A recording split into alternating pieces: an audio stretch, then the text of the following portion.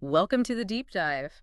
Today we're taking a really interesting plunge into something we all experience, but maybe, haven't fully explored: sexual intimacy and pleasure. hmm We've got a rich collection of insights for you today, all drawn from this book, Secrets of the Sex Masters. Yeah, great resource. Think of it as a kind of shortcut to some really practical knowledge and maybe, well, a few surprising perspectives from a really diverse group of sex experts. That's right. Secrets of the Sex Masters. It came out back in 2015, and it brings together the wisdom of a whole range of voices in the field. Quite a few, right? Yeah, 16 different sex educators and therapists, actually. Yeah. You've got people like Patricia Taylor, Karen B.K. Chan, Carl Frankel himself, Jessica O'Reilly, Sherry Winston, Charles Muir, Caroline Muir, Hmm. um, Joseph Kramer, Eve Minax, Michael Wynn, Wow, it keeps going. Jolene Bennis, Charlie Glickman, Megan Andelou, Carlisle Jansen, Tallulah Sulis, Ernest Green, Nadine Thornhill, Nina Hartley, and John Presick.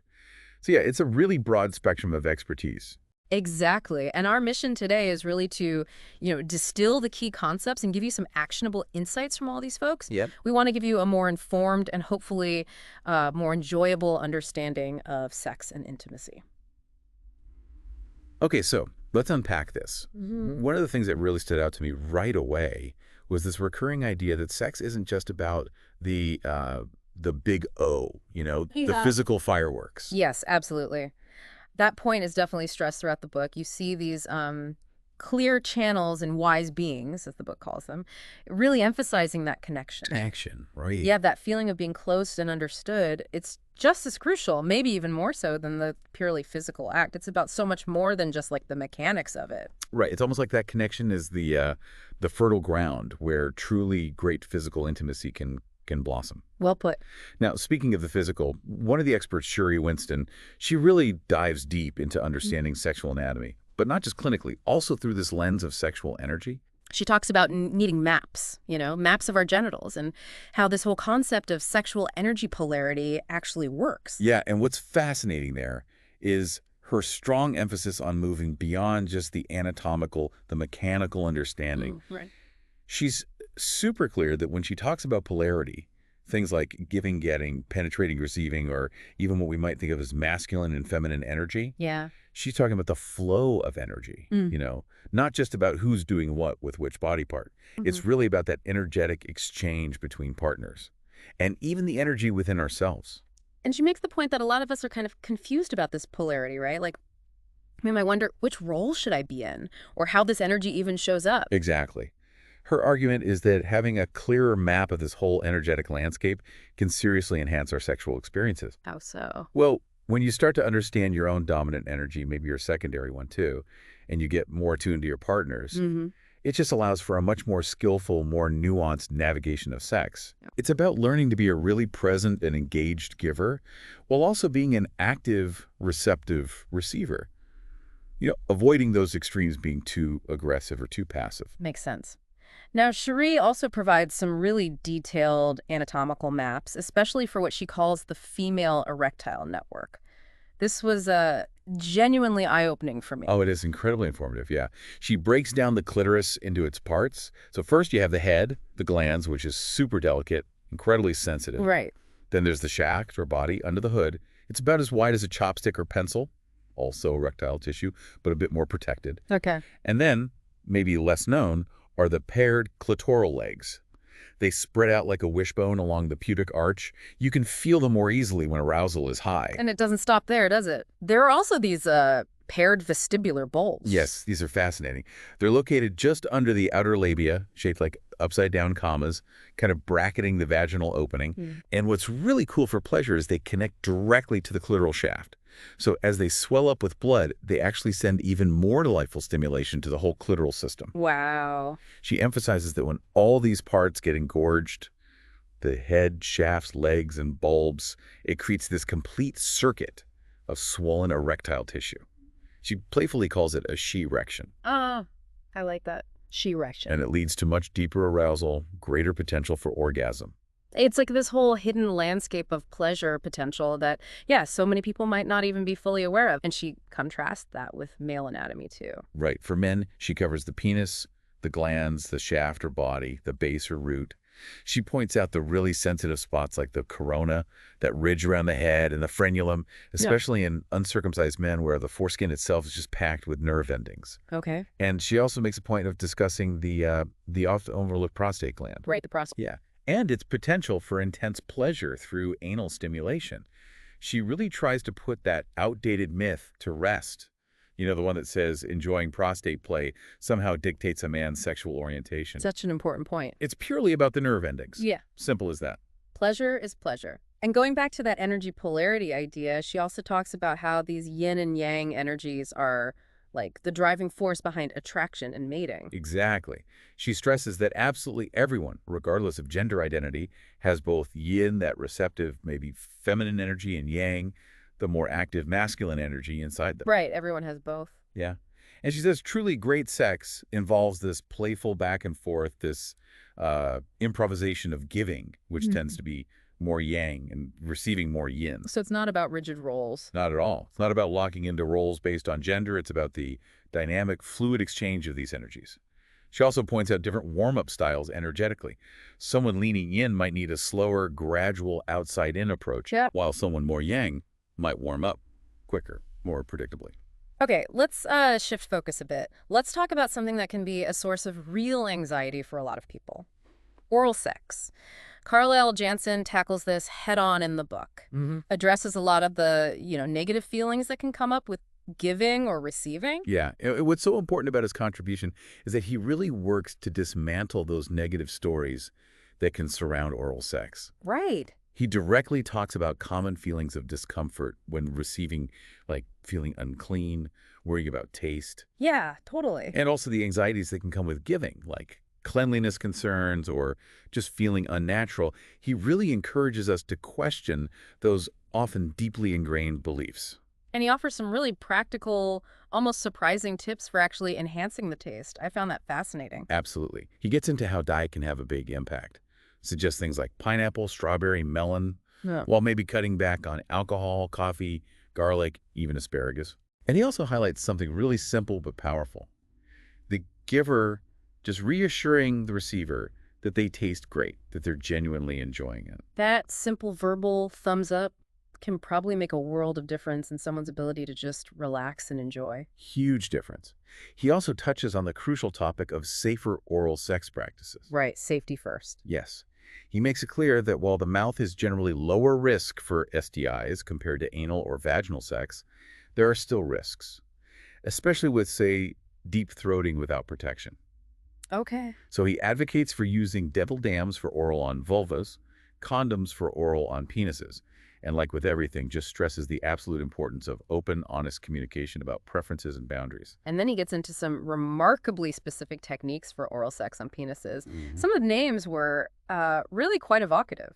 He certainly does provide a comprehensive list. Yeah, he rattles off a whole range. You've got the O-ring, opposites, various suction techniques focusing on different bits like the glands, the frenulum, the corona, then things like tapping, teabagging, temperature play, testicle meditation and tease, the dolphin, the hold, Yeah. the mouthful. That one uses a thumb on the frenulum. Okay, keep going. The pigeon, the swirl, different ways to use the tongue just on the frenulum, vibration, the corkscrew, the dynamic duo, which brings in a partner's hand, and even the harmonica for those who prefer not to swallow. That is quite the menu of possibilities. It really is. So for listeners, the key takeaway is just the sheer variety available and the potential to really tailor the experience through talking about it. It's a powerful reminder that there's this whole universe of sensations we might not have even considered. And when it comes to cunnilingus, what's his main piece of advice there? He really emphasizes finding a consistent rhythm and avoiding what he calls that buffet approach, rapidly jumping from one thing to another without letting the person really feel it. Right, consistency. Yeah. He stresses that clear, specific communication with the receiver guiding the giver on what feels good is absolutely crucial to dial into what really brings them pleasure. Okay, let's transition to another area, one that can be surrounded by a lot of mystery, sometimes fear. Anal sex. John Presick tackles this one, aiming to debunk myths and outline best practices. Yeah, his chapter is very much about taking away the stigma and just providing factual info. He directly addresses the main concern lots of people have, the fear of, well, bowel movements. The poop question. Exactly. He clearly explains the anatomy, the fact that the rectum is mostly an exit route, not really a storage place for feces. He does acknowledge, though, that there can be residual matter and diet plays a role. Right. And what about preparation? Does he recommend anything? He mentions enemas, but points out they're a bit controversial medically. Potential for irritation, even inflammation of that delicate lining. Okay, so maybe not the first go-to. Probably not. Instead, his main emphasis is on two crucial things: lube and patience. Lube and patience, got it. Yeah, copious amounts of lubricant, water-based, silicone-based, be generous, and absolute necessity of patience. Take it slow, gentle approach, lots of warm-up, gradual progression. Communication seems to be a running theme through this whole book, and definitely highlighted here too. Absolutely. Presic strongly emphasizes needing open, honest conversations before trying anal play. What kind of conversation? Talking about comfort levels, openness to it, specific activities maybe, and of course safer sex. He also stresses listening to your body's signals during the act. Don't push through significant discomfort or pain. He also discusses prostate stimulation via anal access, which Sherry Winston mentioned earlier. Yes, he describes it as potentially very sensitive, very intense for those with a prostate, but it absolutely needs that slow, gentle, respectful approach. Right. He even details different hand positions for external massage depending on how the person's positioned, including that maybe suggestive come hither finger motion. And again, he firmly repeats, experiencing pleasure through prostate stimulation has zero connection to sexual orientation. It's just nerve endings. So important to keep saying that. And of course, with anal sex, safety is really, really key. You can't stress it enough. Anal tissues are more delicate, more prone to tearing than vaginal tissues. That naturally bumps up the risk of STI transmission. So precautions. Strongly recommends consistent condom use, notes they slide better with lots of lube, using gloves for fingering. And the practical tip, keep fingernails neatly trimmed. It's also good that the book acknowledges the sort of cultural shift we've seen, more openness around discussing anal sex. Definitely. He briefly touches on the long history of taboo around it, and credits, partly, the increased visibility in porn for opening up the conversation, helping normalize it, breaking down some old, inaccurate beliefs about who enjoys it and why. Okay, now let's move into a dynamic that can be really intriguing, sometimes misunderstood: power exchange in sex. We've got Nina Hartley and Ernest Green, a fascinating pair of experts here. They are indeed a dynamic duo. Right off the bat, they challenge that common misconception of BDSM as inherently non-consensual or violent. Yeah, that's a big one. They emphasize that when it's practiced knowledgeably, ethically, with clear communication, power exchange can be deeply consensual, even egalitarian. Their own relationship is a powerful example. And it sounds like, just like everything else we've discussed, communication is absolutely foundational for them. It is the bedrock, absolutely. They talk about the necessity of detailed communication and negotiation before any scene or interaction. Like what specifically? Establishing clear boundaries, discussing specific acts, what's on the table, what's off limits, even nuances, like their example of breath play. They do note experienced folks might have quicker check-ins, but that initial thorough groundwork is crucial for safety and trust. Ernest uses this really powerful image, the submissive partner surrendering their nervous system. It is a striking image, yeah. The dominant partner then takes on this significant responsibility, wielding that power wisely, focusing primarily on the care and well-being of the submissive. Right. They both emphasize that the physical acts within power exchange reinforce that emotional, mental state of being top or bottom.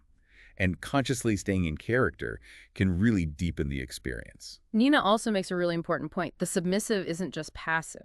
Exactly. She has that great line, submit is a verb, doormat is a noun. Love that.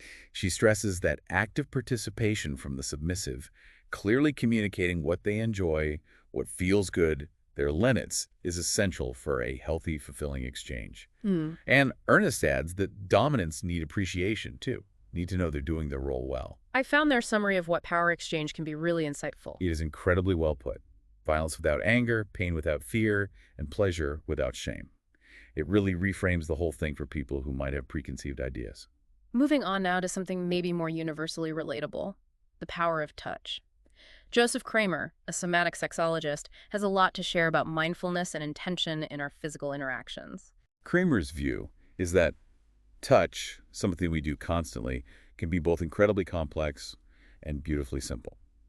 His core message: When we approach touch with focus, with presence, it's far more impactful for both giver and receiver. It communicates presence. Exactly, the fundamental way of doing that. And he breaks down mindful touch into two key things: attention and intention. Precisely. Attention is about the conscious placement of our focus as we're touching. Where's our mind? And intention is the why. Why are we touching right now? Being aware of both transforms touch into this really powerful mindfulness practice. He also discusses different kinds of touch we might use. Yes, he outlines three main types. First, touch for sensation. That often needs some skill, clear communication about what feels good where. Okay. Second, touch for connection. More about communicating emotional intimacy, might involve visualization, a shared mindfulness. Right. And finally, touch within role-playing, where we consciously inhabit different authentic roles, exploring deeper levels through touch. And what about when our minds inevitably wander during touch? Because, let's be honest, that happens to everyone. He acknowledges distractions are totally natural. His advice is simple. Notice when your mind drifts. Observe the thought without judgment. Then gently guide your attention back. Back to your intention, back to the physical sensation. And be kind to yourself about it. Exactly. Be kind and compassionate in that process. So the real takeaway is about cultivating presence, being intentional. Now, Caroline Mura shifts focus to the vital role of love and intimacy in sex, really challenging that narrow cultural idea of a great lover. Yeah, what's so insightful about her view is how she argues that our culture reduces great lover to just physical technical skill, Yeah. almost totally detached from love. Right. She flips that completely, saying to be a truly great lover, you fundamentally need to be great at both giving and receiving love. She really wants to bring love back into lovemaking, as she puts it.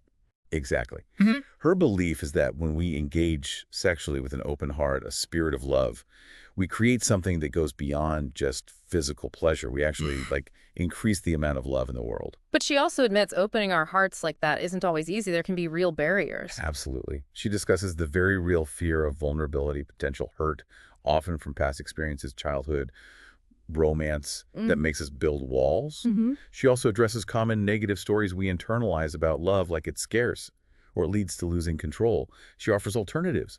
Love is abundant. Healthy boundaries are possible in loving relationships, and specialness can exist with all partners, not just the one. Cherie Winston even shares some of her own really personal journey working through childhood trauma and how it impacted her sexuality. It really underlines the importance of healing and communication here. Her story is incredibly powerful, yeah, and brave to share.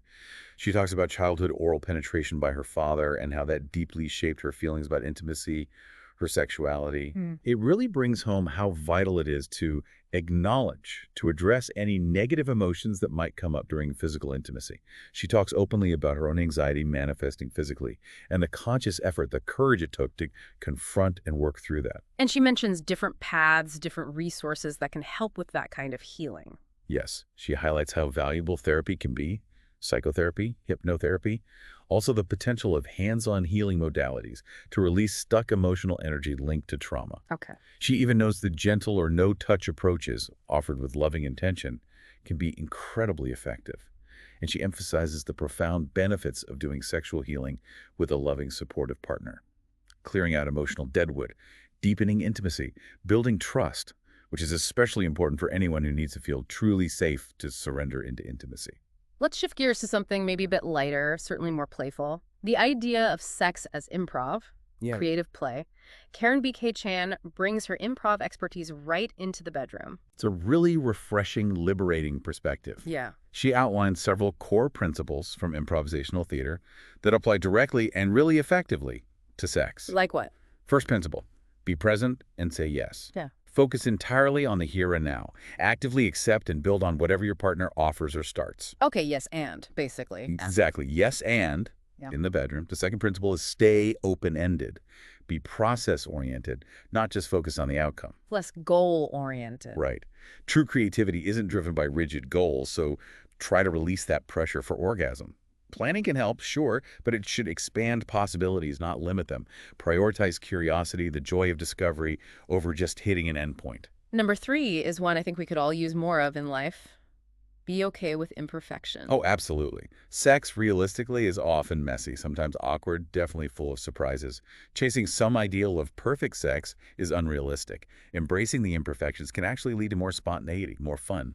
The fourth principle is about consciously being in the first person during sex. What does that mean practically? It's about intentionally shifting focus away from how you think your partner perceives you. She calls that third person sex, and instead turning your attention inward to your own immediate bodily sensations, your own personal experience of pleasure. Tuning into yourself. Exactly. She suggests actively practicing bodily awareness to help make that shift. And the final improv principle she applies. The final one is understand and explore your comfort zone, your stretch zone, and your panic zone. Okay, explain those. Be aware of your boundaries. Comfort zone. Gradually, gently venture into your stretch zone for growth, new experiences, but consciously avoid the panic zone where you feel overwhelmed or unsafe. Right. And she strongly encourages doing these explorations with a trusted communicative partner. Her overall message, stay curious. Keep expanding your erotic vocabulary through playful experimentation. Now, let's get into a topic that's often unspoken but can have a really profound impact. Shame. Charlie Glickman offers insights on sex and shame and how to cultivate resilience to it. Yeah, he points out that while shame is super common, it's often this silent presence in our sex lives. And it has this powerful isolating effect, severely disrupting connection and intimacy. Right.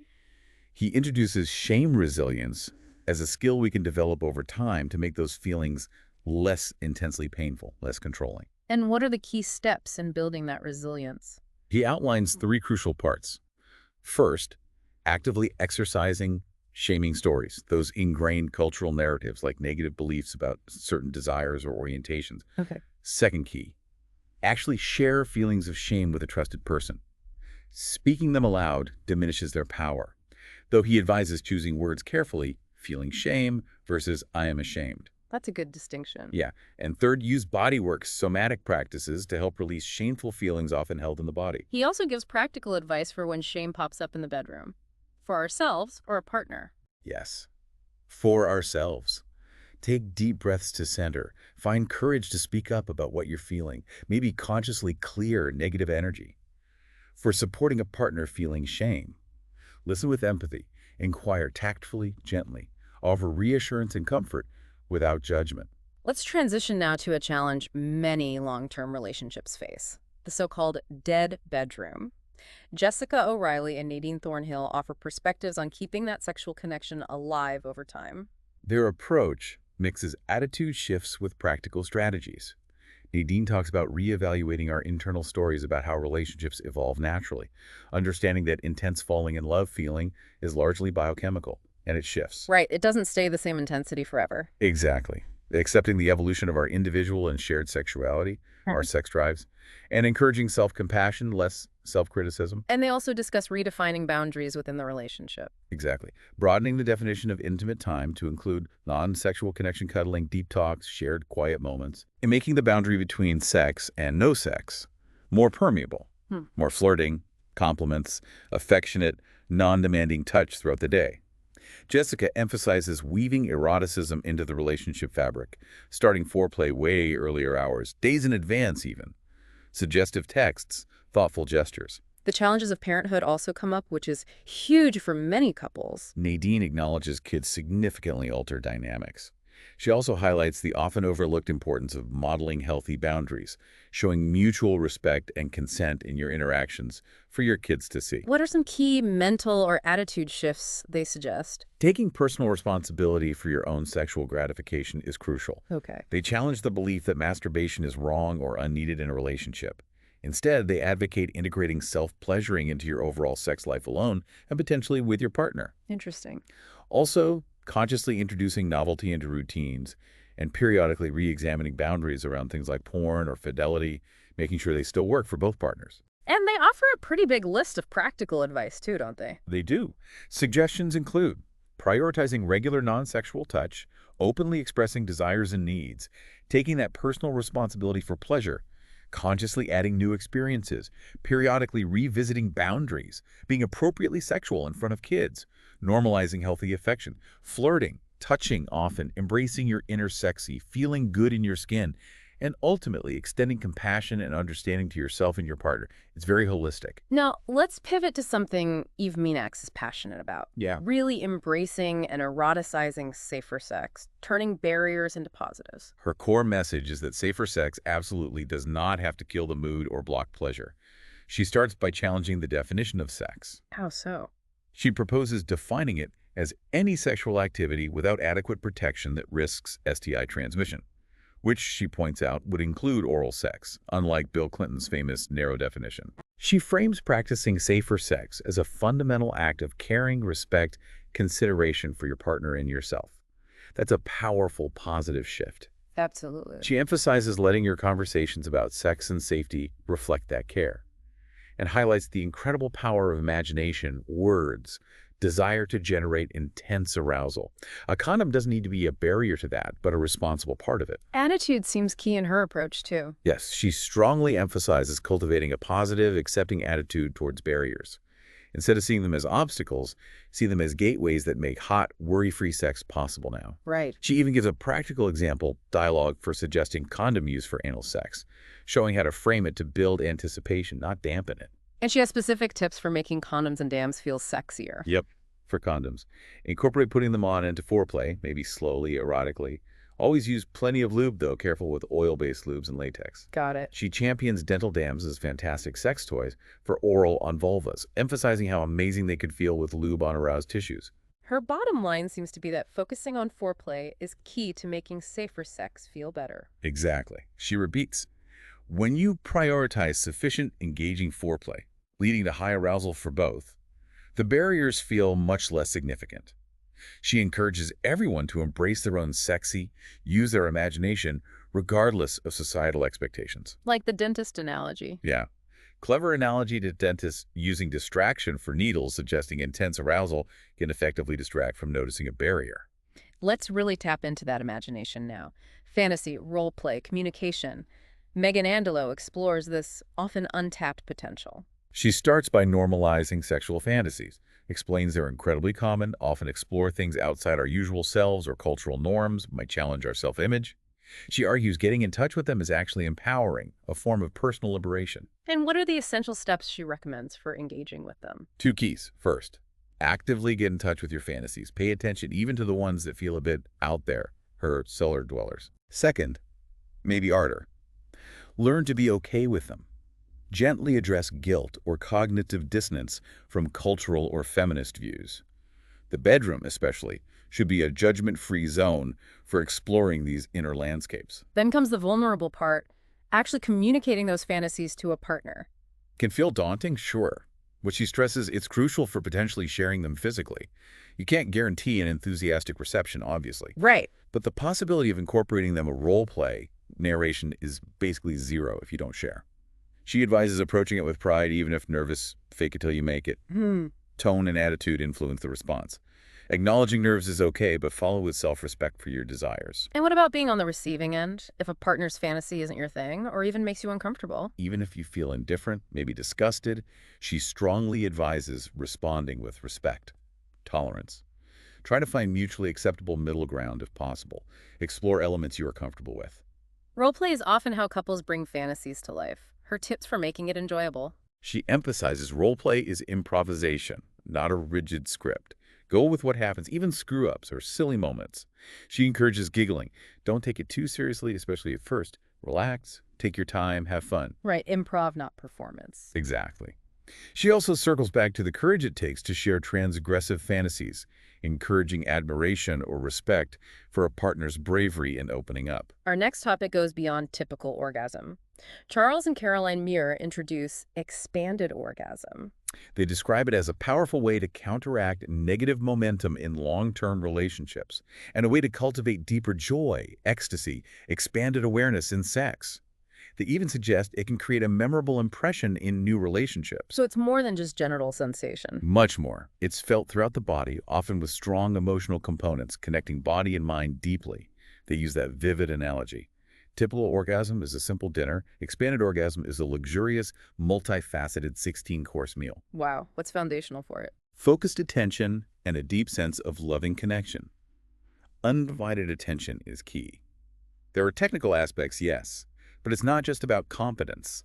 It's about that deeper, energetic, emotional intertwining. They actually recommend practicing it outside usual lovemaking routines first. Yes, they suggest setting aside intentional practice dates just for exploring expanded orgasm as its own thing before trying to integrate it more fully. They also acknowledge people have challenges around orgasm and stress, self-compassion, gentle exploration. What are the typical roles, giver and receiver, in this context? The giver takes on a deep caretaking role, ensuring safety, comfort, constantly checking in. The receiver focuses on surrendering more fully to pleasure. Any specific techniques? They give examples: gentle petting of the vulva, stimulating vestibular bulbs, specific clitoral stimulation through the hood, pressure, pulsing, squeezing, rubbing, circling, maybe focusing on 1 or 2 o'clock. Cultivating a luxurious, sensual mood is important. Giver approaches from a centered place, heart to heart, soul to soul. Communication's still vital. Absolutely. Giver offers compliments, asks for guidance.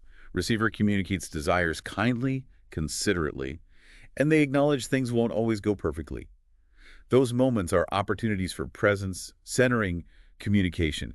Suggest taking breaks, using a red dot exercise to release distracting thoughts. The benefits sound pretty transformative. They really are.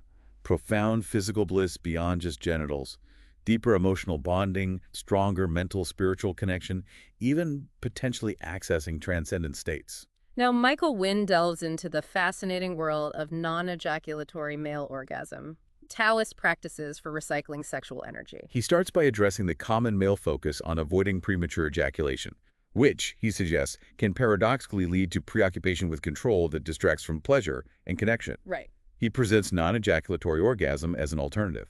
Experience the pleasure of orgasm without ejaculating or the refractory period by learning to internally recycle semen. What are the key benefits he highlights? No post-orgasm energy collapse. Sustained erection longer. Potential for much more extended energetic play with a partner. He gives a brief physiology overview, introduces the core Taoist concept of qi, vital life force energy, including sexual energy, flowing where the mind goes. So how does one actually do this? He describes techniques to consciously redirect sexual energy away from ejaculation. Things like gently tightening the perineum, PC muscles, lower belly, spine, neck, even making fists. But relaxation is key.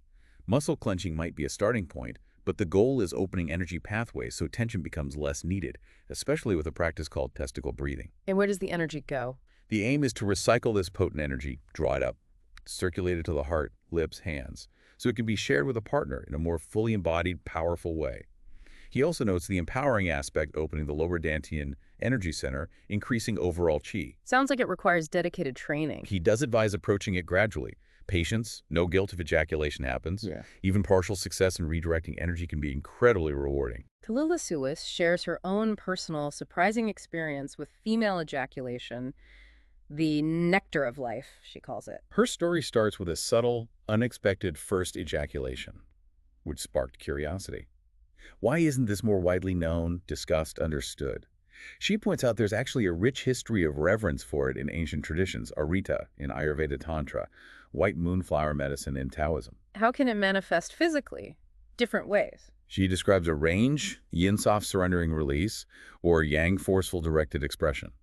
Variety of physical sensations too, maybe feeling connected to giving birth to your orgasm. She emphasizes being fully present in your body, attuned to sensations, as key to the letting go that allows squirting. And what areas of stimulation are most effective? She highlights G-spot stimulation, urethral sponge fills with ejaculate, and the area right behind it is potent pleasure zones, suggests the come hither motion. She also notes for many, combined clitoral and G-spot stimulation is often magical for triggering it. Any other key spots? Importantly, she mentions the often overlooked external access to the urethral sponge, sometimes called the U-spot. Even gentle touch there can sometimes be surprisingly effective. Our second to last topic, bondage. Eve Mannix introduces this combo of gentle bondage and massage to heighten sensation, induce a trance state. It's a really intriguing approach. Joseph Kramer, who we heard from on Touch, actually adapted his massage table with tie-downs for this. Oh, right. But Mannix emphasizes you don't need special furniture. The focus is gentle restraint, creating a mental state powerlessness, not tight physical restriction. Even pretend cuffs can work psychologically. Sensory deprivation seems key too. Yes, using blindfold scarves, visual deprivation, and music via headphones, auditory, is common. Limiting those primary senses can significantly heighten others' touch, taste, smell. Removing the usual control leads to heightened alertness, magnified sensations. Communication's still vital here, even with the power dynamic. Absolutely crucial. Thorough check-in before about boundaries, comfort, preferences, while still keeping an element of surprise within those limits. She advises against strict time limits, allowing creative flow. Gather props beforehand. And it's not about pain. The lovely not. Focus is sensation. Light percussion, like spanking, slapping, might be used for stimulation, but intention is arousal, heightened awareness, not pain. She introduces pervertibles, everyday objects used creatively for sensation. Okay. Advises choosing a few toy supplements to explore deeply, not overwhelming variety.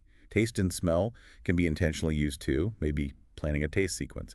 Music choice matters, slow groove, instrumental or incomprehensible language to keep receiver in body awareness. What are the benefits for both the top and bottom? For the top, the receiver's sensory deprivation can build confidence. Fumbling is less noticeable. For both, it's a unique chance to develop erotic skills, especially presence, attentiveness. Minax connects bondage principles to the tantric goal of union with a beloved within. Finally, let's touch on Tantra and energy sex. Caroline Muir introduced Red Tantra, aiming for union with the beloved within via erotic partnership. Yes, the goal is unifying energies through conscious erotic connection for transcendent bliss. Key tantric techniques include locating and moving energy, addressing blockages, especially heart chakra, activating chakras, energy centers, addressing imbalances, especially lower chakras, survival, sex, power. Sacred spot massage, too. Yes, like yoni nadi massage for women. Can elicit intense psychosexual responses, emotional release, requires high trust, nurturing approach from the giver. She clarifies the goal isn't always conventional orgasm, but deeper self-connection, union. And then there's energy sex. Joseph Kramer describes it as fun, rewarding erotic play without physical touch. It's fascinating. He explains Kriya, subtle, twitchy sensations of energy movement, but emphasizes everyone experiences energy uniquely.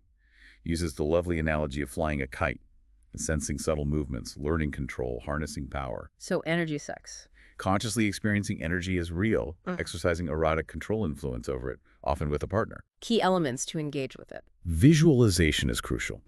Consciously relaxing, engaging the parasympathetic nervous system, rest and digest.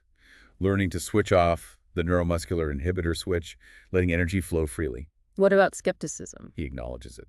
Points to emerging plausible scientific explanations, millennia of anecdotal accounts, Tantra, Taoism, mirror neurons facilitating shared experience, argues even if it's a shared delusion, the pleasure, joy, connection are undeniably real. Introduces the evocative wine glass place analogy for tuning into a partner's energy. Are there activities to become more energy sensitive? Yes, practices heightening body awareness. Ecstatic dance, tango, contact improv, massage, tai chi, qigong, yoga. Briefly mentions the microcosmic orbit, covered more by Wynn. Other ways to build sexual energy. Focused breathwork, deep diaphragmatic sphincter knot. Using sound, vibrating chest, sound activating vagus nerve. Pelvic floor work, Kegels, experimenting with patterns. Wow, that was a truly comprehensive and deep dive into so much fascinating information. Secrets of the Sex Masters certainly lives up to its name. And like you said, we've really only just scratched the surface here. Absolutely. Yeah. There is so much more wisdom, practical guidance in this book, and we really hope that you, listening, will maybe take some time to consider which of these diverse concepts or practices really resonates with you. Yeah. And perhaps feel inspired to delve further into those specific areas. So here's a final thought for you to, really mull over. Considering this profound interconnectedness, the physical, emotional, energetic, even imaginative aspects of sex discussed by these experts, how might consciously, intentionally engaging with even just one of these areas, how might that potentially transform your understanding, your personal experience of intimacy? It really invites us to reflect on that erotic birthright mentioned in the book's introduction. And for those curious to explore more, the book does mention resources. HealingTellUSA.com for Michael Wynn's stuff courses, books, articles, his China dream trip. Also references specific books on female ejaculation by Deborah Sundal, Andrew Barnes, Mantak Chia. We truly hope this deep dive has given you some valuable nuggets of knowledge, sparked some new ideas, and ultimately encouraged a more informed, joyful, and maybe expansive approach to your own sexual intimacy. Definitely. Until our next exploration together.